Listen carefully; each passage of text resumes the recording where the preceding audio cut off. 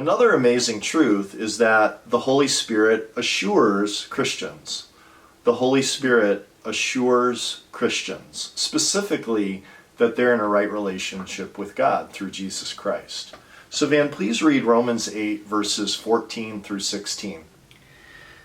For all those led by God's Spirit are God's sons.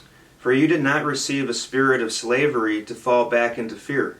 Instead, you received the Spirit of adoption, by whom we cry out, Abba, Father. The Spirit Himself testifies together with our spirit that we are God's children. So Van, we spend a fair amount of time talking about how we do have assurance of salvation and how a Christian can and should have assurance of salvation. And yet we'd be lying, Van, if we didn't say that we sometimes had doubts.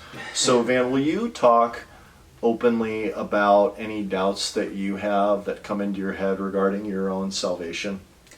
I had a mentor in my past once tell me that, Van, if you never have a doubt, then you probably don't have a brain in your head.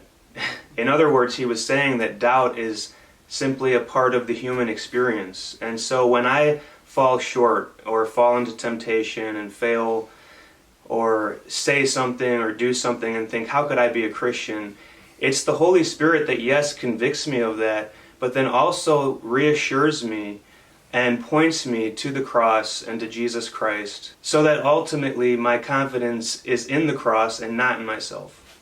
I think that's a great point, because when we have doubts about our salvation, it is very tempting to look at ourselves. But what I try to tell myself, what I try to tell others is we need to very quickly go back to the most profound, ultimate reality in human history, which is the death and resurrection of Jesus Christ. So it's very important to remember to look to Jesus, but I also think that through the Holy Spirit, we listen to what He is telling us. He tells us that we are God's children, and in this passage, Van, that you read, He tells us to cry out to God as our Abba, which in Aramaic means Father.